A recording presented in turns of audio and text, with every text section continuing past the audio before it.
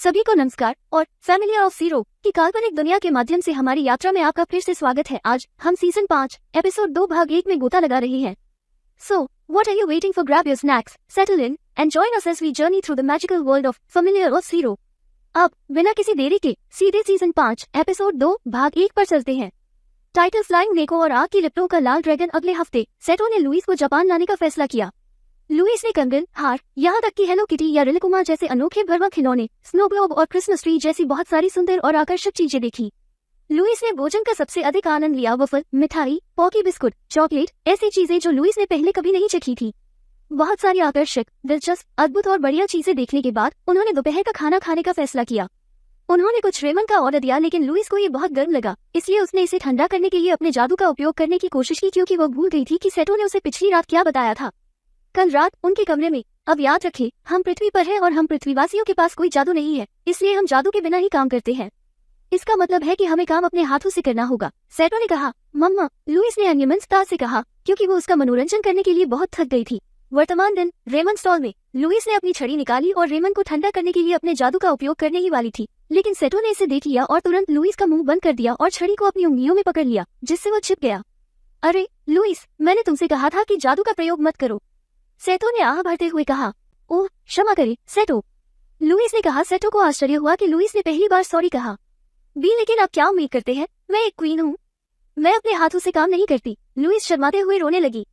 भगवान, लुइस, सेटो ने मुस्कुराते हुए कहा। दिन भर की खोज के बाद उन्होंने घर जाने का फैसला किया। तुम्हारा दिन कैसा रहा मेरी प्यारी लुइस?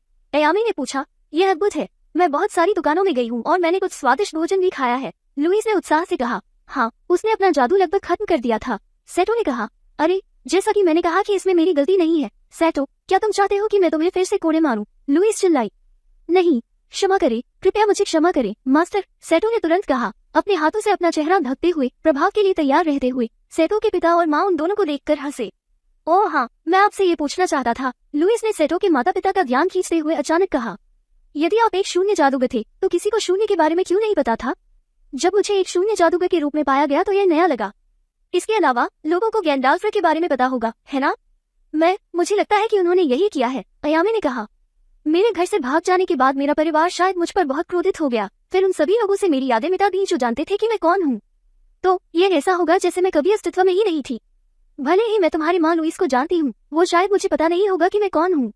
और उसकी यादों के साथ साथ शून्यता और गैंडाल्फ का अस्तित्व भी था, किचरो ने दूर देखते हुए उदास होकर कहा। और जिस तरह से आपने ये कहा, ऐसा लगता है कि उन्होंने वास्तव में ऐसा किया है, अयामी ने कहा। लेकिन आप कैसे जानते हैं कि वे ऐसा करेंगे? सेटो ने पूछा। मेरा भाई, उसने परिवार के लिए कुछ अपमानजनक किया था और उसे जेल में बंद कर दिया गया था, इसलिए उन्होंने उसके साथ ऐसा किया। जब मैंने हल्कैगिनिया छोड़ा तो जादू कमजोर हो गया था, इसलिए मैं उसे याद कर सकी। हालांकि उसके बारे में मेरी सारी यादें इतनी ही हैं धूमिल, मुझे उसका नाम भी याद नहीं आ रहा, सेटो की माँ ने कहा। ओह, मैं समझ गई, फिर तुम कैसे आगे बढ़ने में कामयाब रहे?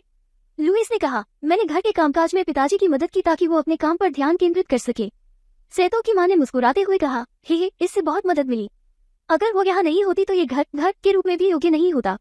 नौकरियों के बारे में बोलते हुए, सेटो, क्या तुम्हें अभी तक कोई नौकरी मिली है? सेटो के पिता ने पूछा। अरे नहीं, मैं पूरी तरह से भूल गया था, मैं लुइस के साथ मिलकर कल नौकरी ढूंढूंगा, सेटो ने कहा। लेकिन आखिरकार मैं एक क्वीन हूँ, लुइस ने कहा। मेरी प्रिय लुइस, पृथ्वी पर आपका जीवन अलग है, आप हल्कैगिनिया में अमीर हो सकते हैं, लेकिन यहाँ मुझे डर है, हम गरीब हैं और हम इसके बारे में कुछ नहीं कर सकते, अयामी ने कहा। ओह ठीक है, मैं जाऊंगी और सेटो के साथ नौकरी ढूंढूंगी, लुइस ने कहा।